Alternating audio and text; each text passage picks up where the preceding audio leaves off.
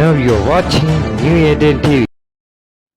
எனக்கு அன்பான சகோதர சகோதரிகளே, ஆண்டவராகிய இயேசு கிறிஸ்து நாமத்தில் உங்கள் அனைவரும் வாழ்த்தி வரவேற்கிறேன். இன்றைக்கான தினவசனம் யாக்கோபு 1:13-14 வசனங்கள்.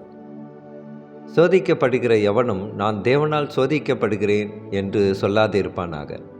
தேவன் பொல்லாங்கினால் சோதிக்கப்படுகிறவர் அல்ல, ஒருவனையும் அவர் சோதிக்கிறவரும் அல்ல. அவனவன் தன் தன் சுய இச்சையினாலே இழுக்கப்பட்டு சிக்குண்டு சோதிக்கப்படுகிறான்.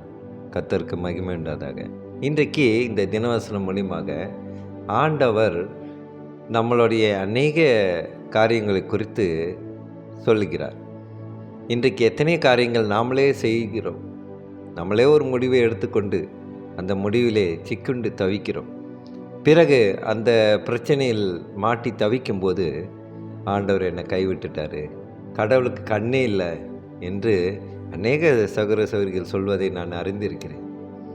இந்த வசனத்தை கூட ஆண்டவர் அதற்காக தான் வெளிப்படுத்தியிருக்கிறார். நான் எப்பொழுதும்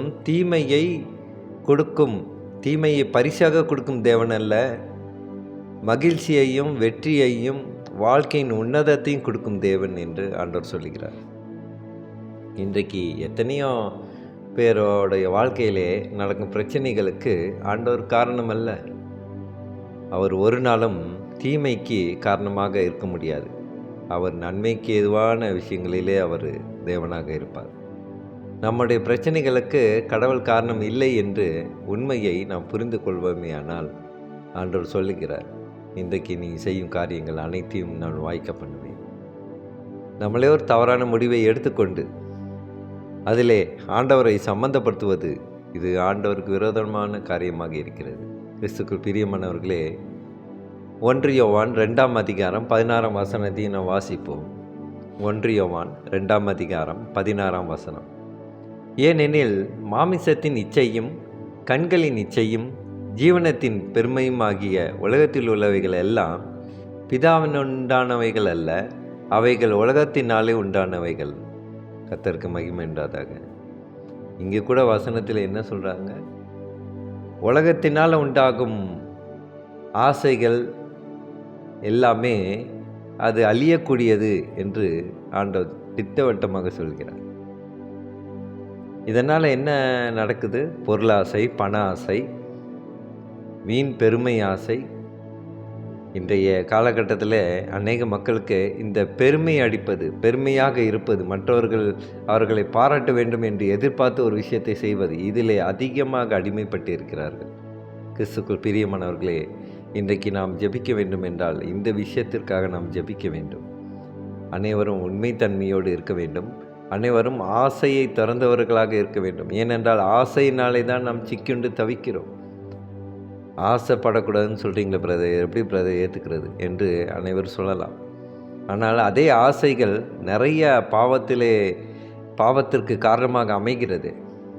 அந்த ஆசைகள் எத்தனையோ கடன் பிரச்சனைகளை சிக்குண்டு தவிக்கும் சூழ்நிலை வருகிறது. அப்போது அந்த ஆசை நமக்கு சரியாக வருமா? எதிர் மீது நாம் ஆசைப்படலாம். ஆண்டவரோடு நெருங்கியிருக்கும் பந்தத்திலே நாம் ஆசைப்படலாம். கடவுளர் ராஜ்யத்திலே ஐக்கியப்படுவதிலே நாம் ஆசைப்படலாம். உன்னதமாக வாழ்வதிலே நாம் ஆசைப்படலாம். இன்றைக்கு எத்தனையோ வேலைகளை செய்தாலும் ஒரு நாளைக்கு 2 கம்பெனியில் வேலை செஞ்சாலும் நம்மளுடைய தேவைகளை பூர்த்தி செய்ய முடியாது. இதை தான் ஆண்டவர் சொல்லுகிறார்.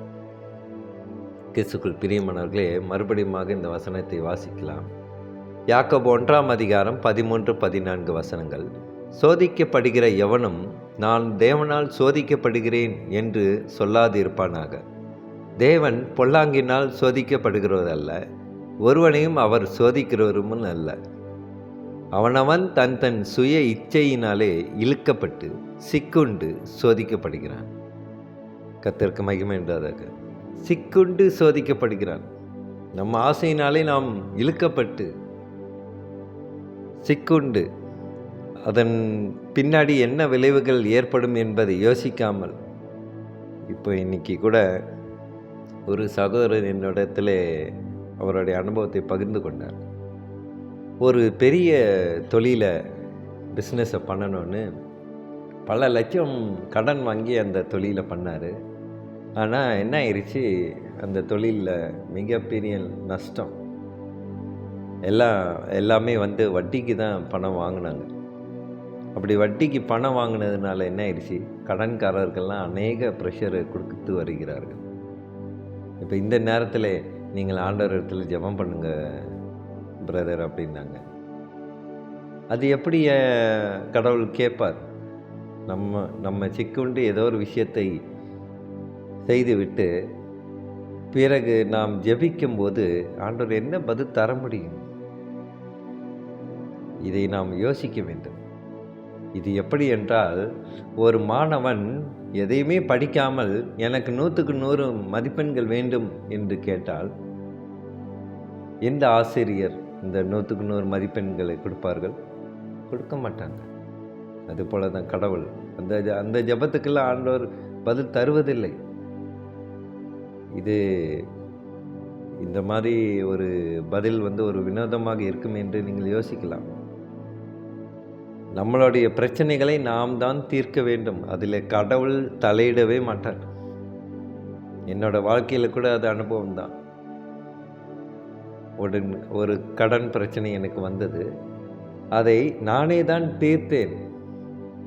ஒருவேளை அதை சகித்து கொள்ள ஆண்டவர் நமக்கு பலனை தருவாரை தவிர அது கடனெல்லாம் போக்க மாட்டார். ஏன்னால் அந்த கடன் அவராலே வரவில்லை, நாம் தான் அந்த கடனாளியாக மாறி இருக்கிறோம். கிறிஸ்துக்குள் பிரியமானவர்களே, இந்த ஒரு அறியாமையிலிருந்து அநேக மக்கள், அநேக சகோதர சகோதரிகள் வெளிப்பட நம்மளுடைய ஆசைகளை குறைத்தாலே நமக்கு பெரிய பெரிய ஆபத்திலிருந்து தப்பிக்கலாம்.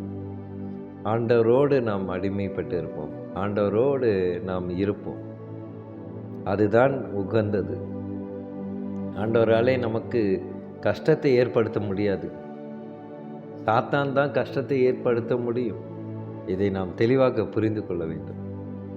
இன்றைக்கு இருக்கிற அநேக சகோதர சகோதரிகளுக்காக அவர்கள் இந்த அறியாமையிலிருந்து அவர்கள் மனக்கண்கள் திறக்கப்பட ஜெபிப்போமா?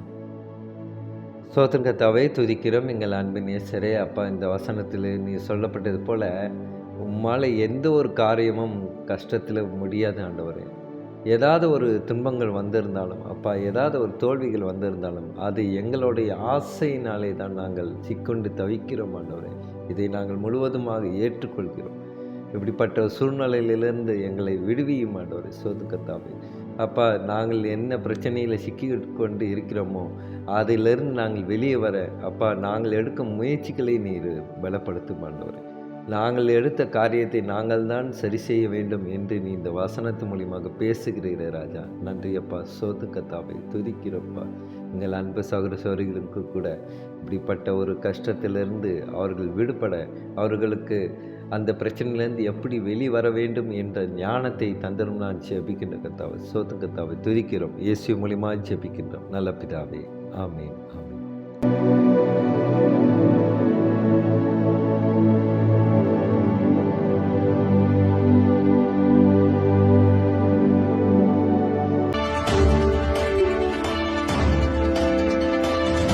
Now you're watching New Eden TV.